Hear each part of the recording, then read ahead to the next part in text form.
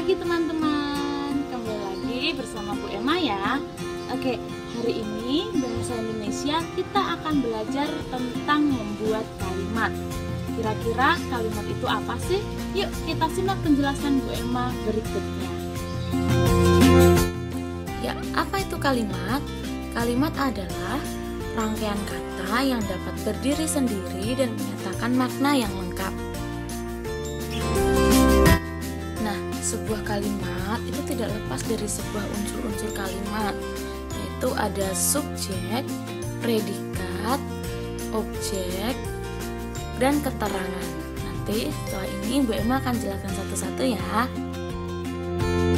Ya, yang pertama subjek. Subjek merupakan pelaku atau yang melakukan suatu pekerjaan tertentu dalam kalimat.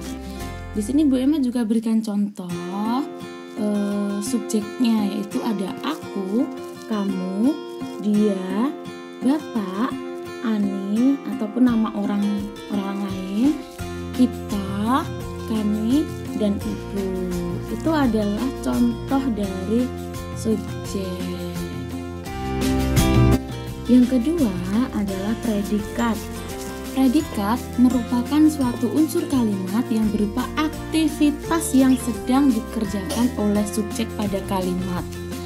Nah, contoh dari predikat itu seperti membuat, menanam, makan, memancing, menggambar, membaca, bermain, membeli, minum, dan duduk. Namun selain ini juga masih banyak lagi teman-teman berupa aktivitas yang dikerjakan. Yang ketiga, objek. Objek merupakan unsur kalimat yang dinyatakan sebagai sesuatu yang dikenai aktivitas yang dilakukan oleh subjek. Jadi contoh dari objek tersebut adalah seperti agar-agar, bunga, nasi uduk, ikan, apel, obat, pintu, kado, dan masih banyak lagi.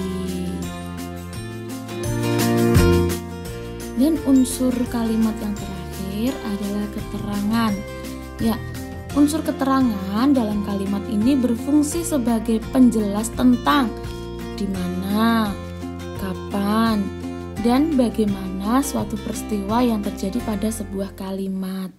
Jadi keterangan ini bisa seperti keterangan tempat, keterangan waktu, keterangan cara, ataupun yang lainnya. Misalnya seperti di pasar, di toko, kemarin, sekarang, dengan kail, dengan lahap, seperti itu. Oke, sekarang Bu Emma akan berikan contoh kalimat berpola SPOK seperti yang sudah kita bahas tadi. Yang pertama, ibu membuat agar-agar kemarin. Nah, di situ sudah dijelaskan tentang unsur-unsur kalimatnya, seperti ibu itu subjek, membuat itu predikat, agar-agar itu objek, dan kemarin itu keterangan waktu. Yang kedua, Dewi menanam bunga di pot. Nah, seperti yang pertama tadi juga sudah dijelaskan bahwa Dewi itu sebagai subjek, sebagai pelaku. Nah, terus menanam itu sebagai yang dilakukan, menanam itu predikat, bunga itu sebagai objek, dan di pot keterangan tempat. Ya, ini dia teman-teman contoh kalimat berpola SPOK.